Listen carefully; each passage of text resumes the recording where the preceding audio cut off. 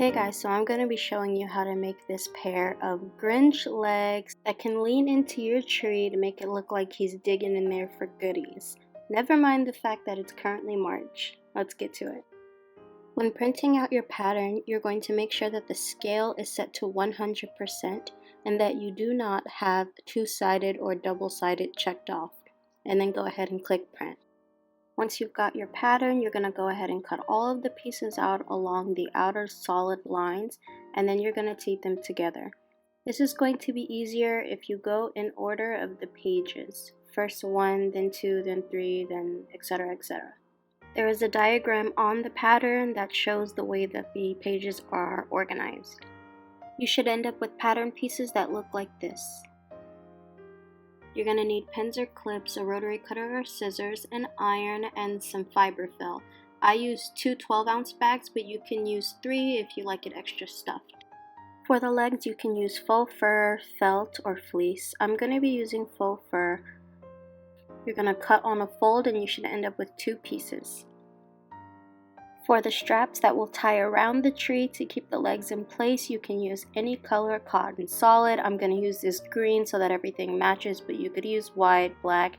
Doesn't really matter because it's going to be hidden inside the tree.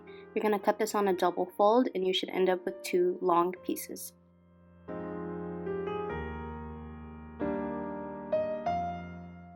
For the shirt, you can use any red fabric that drapes well. I'm going to be using this crushed velvet, but you can use like a lycra or a jersey knit.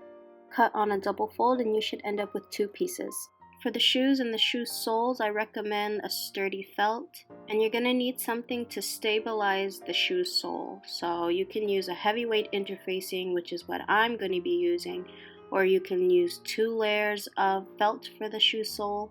Something to make it nice and sturdy. No interfacing is necessary for the sides of the shoes. For the shirt and shoe cuff, you'll need white faux fur. You can also use white cotton, I just think the faux fur looks better. You're going to cut both on a double fold. Take your 2 shoe cuff pieces, fold them in half, and cut. You should end up with 4 pieces total. Grab your 2 shoe pieces and lay them facing opposites of each other. That way you have a right and left side. Take one of your cuff pieces and fold it in half. Line the raw edges up with the raw edge of the top of the shoe, and make sure that the end of the cuff is lined up with the heel of the shoe. Repeat for all of the shoe pieces. Place 2 shoe pieces right sides together and sew with a 1/2 inch seam allowance along the heel and along the front curve of the shoe. Leave the top and bottom of the shoe open. Repeat for the other shoe.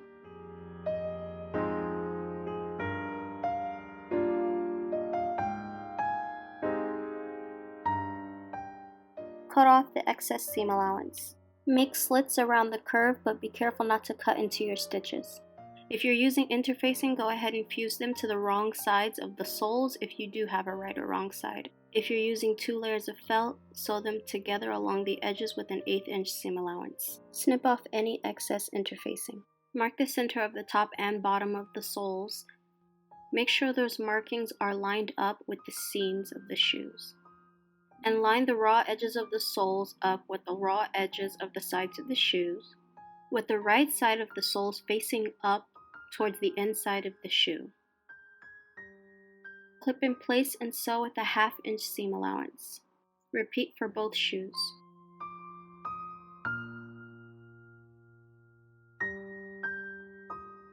Cut off excess seam allowance. Turn the whole thing right side out and use something to poke out the tip of the shoe. Go ahead and set it aside. Grab your shirt fur cuff and place it right side down.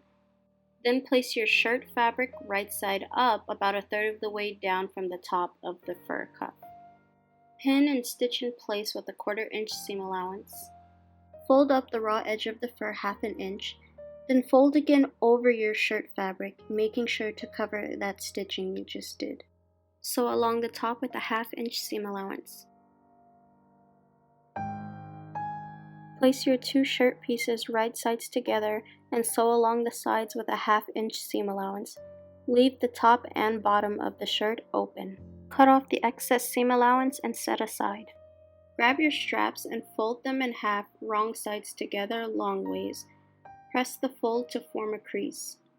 Open it up and fold one side towards the center, press in place, Fold the other side towards the center and press in place. Then fold one end of the strap down about 1/2 inch and press in place. Fold the entire strap in half and sew along the open edge with an 1/8 inch seam allowance. They should come out like this. Grab your 2 leg pieces and place them right sides together. Pin or clip all the way around and sew along the 2 outer sides of the legs plus the inner part of the legs, the crotch area. Leave the top of the legs and the bottom of the legs open. You can use either a sewing machine or a serger for this. I'm going to be using my serger. Stitch with a 1/2 inch seam allowance.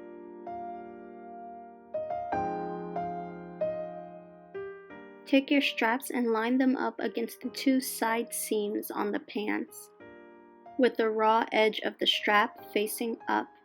Clip or pin it in place. Slip the shirt over the legs and line up the top opening of the shirt with the top opening of the legs. The right side of the shirt should be against the wrong side of the legs. Match the side seams of the shirt, the strap, and the legs. Pin or clip in place and sew around with a 1/2 inch seam allowance. Make sure that you backstitch over the straps.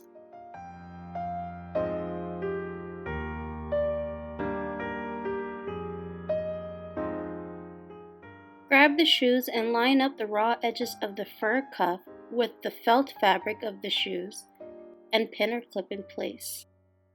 Fold the front part of the shoe underneath and pin in place. This is just to get it out of the way because we're going to be fitting the shoe inside the ankle portion of the leg.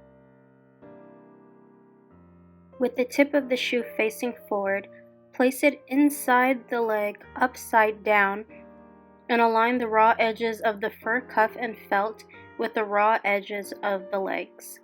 Pin or clip in place and sew around with a 1/2 inch seam allowance.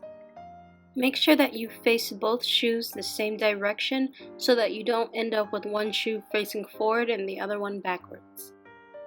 Turn the whole thing right side out.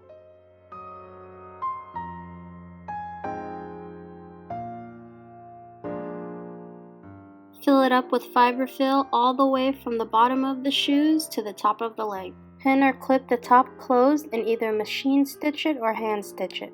And next thing you know, you've got yourself a pair of Grinch legs. Tie it around the center of the tree with the straps and pose it however you'd like.